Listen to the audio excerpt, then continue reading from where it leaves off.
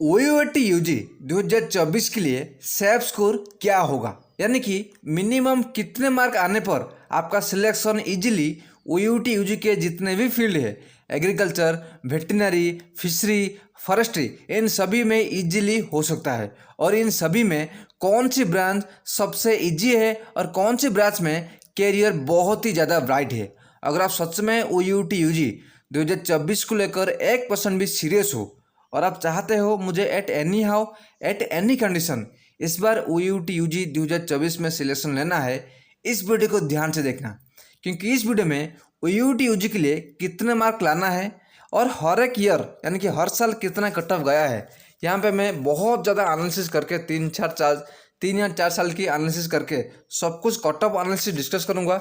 इसलिए ध्यान से एंड तक देखना, क्योंकि half knowledge is more dangerous.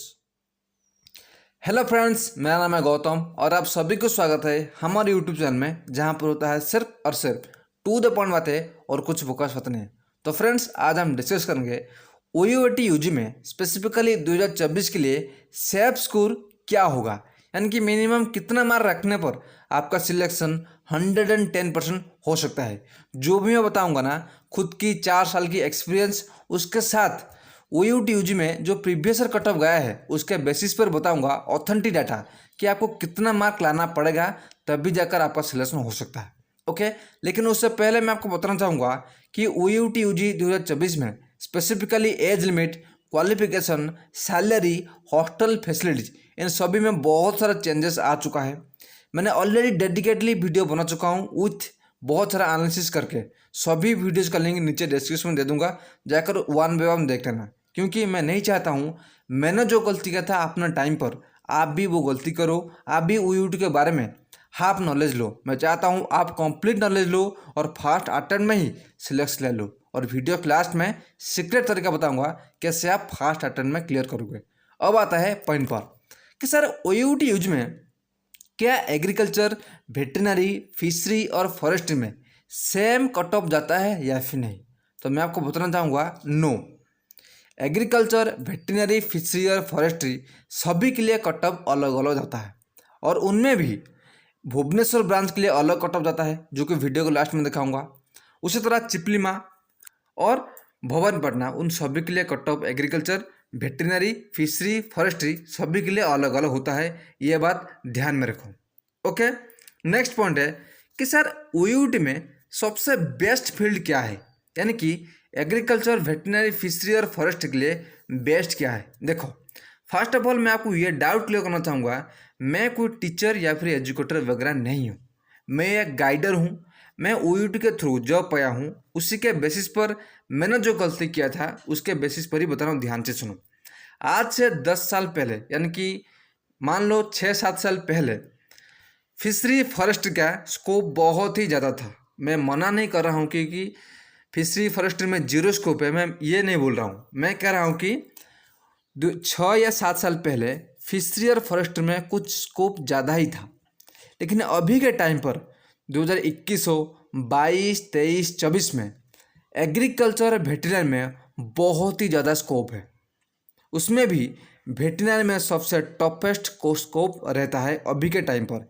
इसलिए अब आप एनालिसिस करोगे, वीडियो में बताऊंगा कि वेटरनरी में सबसे ज़्यादा कट ऑफ जाता है, उसके बाद एग्रीकल्चर, उसके बाद फिशरी, उसके बाद फॉरेस्ट्री, उसके बाद बायोटेक्नोलॉजी।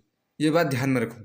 और एग्रीकल्चर वेटरनरी में 100% प्लेसमेंट है, ये बात ध्यान में रखो, स्पेसिफिकली अभी के टाइम पर। ओके, तो उसके बेसिस पर मैं बता रहा हूँ कि इस टाइम पर एग्रीकल्चर और वेटरनरी में स्पेसिफिकली ओयूटी में बहुत ही ज़्यादा कैरियर स्कोप है। ये मेरे खुद की एक्सपीरियंस है। ओके, नेक्स्ट पॉइंट है कि सर ओयूटी यूजी में कट ऑफ कैसे कैलकुलेट होता है, यानी कि कौन कौन से फैक्टर डिपेंड करता है ओयूटी यूजी में कट ऑफ के ऊपर। देखो, first of all OUT UG में जो भी रिजल्ट आता है ना, वो कुछ बेसिक पॉइंट्स के ऊपर डिपेंड करता है। कंपटीशन लेवल, यानी कि हर साल ओयूटी यूजी में कितने स्टूडेंट्स एग्जाम के लिए अप्लाई किए हैं, उसके साथ कितने स्टूडेंट एग्जाम में अपीयर्ड हुए हैं। मैं कहना चाह रहा हूँ, ध्यान से सुनो। कोरोना के टाइम पर मैं आपको एक एग्जाम्पल दे रहा हूँ, ध्यान से सुनो। मान लो 2 लाख स्टूडेंट्स एग्जाम ओयूटी के लिए अप्लाई किए हैं, लेकिन सिर्फ और सिर्फ 1 लाख स्टूडेंट ही एग्जाम अपियर हुए हैं। और ये जो फैक्टर है बहुत ज़्यादा डिपेंड करता है कंपटीशन लेवल, जो कि कट ऑफ के ऊपर इफेक्ट पड़ता है। ओके, सेकंड आता है क्वेश्चन लेवल। OUT UG में कौन से लेवल का क्वेश्चन आता है? स्पेसिफिकली फिजिक्स में आपको पता होगा हार्ड क्वेश्चन आता है, लेकिन फिजिक्स क्रैक करने के लिए अगर कोई स्मार्ट स्ट्रैटेजी फॉलो करेगा तो इजीली वो क्रैक कर लेगा। वो कैसे फॉलो करना है मैं बता रहा हूँ, ध्यान से सुनो। फॉर एग्जांपल फिजिक्स में आप अगर नोट करोगे 4 तरह का क्वेश्चन पूछता है। एक होता है न्यूमेरिकल, कुछ स्पेसिफिक चैप्टर में। सेकंड होता है थ्योरेटिकल। थर्ड होता है प्रीवियस पेपर। फोर्थ होता है न्यू पैटर्न। अगर इन चारों चैप्टर को अच्छे से कोई कवर कर लेगा ना, ज़्यादा पढ़ने की ज़रूरत नहीं है, इन 2 महीने में भी इजीली क्रैक कर सकते हो। ओके, तो मेरा कहने का यही मतलब है कि OUT का जो भी कट ऑफ रहता है वो क्वेश्चन लेवल किस लेवल का है। अगर आपका इजी रहता है तो कट ऑफ ज़्यादा जाएगा, अगर आपका मॉडरेट रहेगा तो कट ऑफ भी मॉडरेट जाएगा, अगर आपका क्वेश्चन टफ रहा तो कट ऑफ कम ही जाएगा, क्योंकि जो भी क्वेश्चन होगा ना वो सभी के लिए टफ ही होगा। ओके, नेक्स्ट पॉइंट है ब्रांच वाइज। आपको ये भी पता होगा कि OUT में 3 ही ब्रांच है, भुवनेश्वर, चिपलिमा, भवानीपटना। ओके, भुवनेश्वर में मैक्सिमम कट ऑफ जाता है, उसके नीचे चिपलिमा और उसके नीचे भवानीपटना। भुवनेश्वर में अगर एग्रीकल्चर में मैं आपको एग्जाम्पल दे रहा हूँ 150 गया है, तो चिपलिमा में 145, उसी तरह भवानीपटना में 140, उसके बेसिस पर ही कट ऑफ जाता है।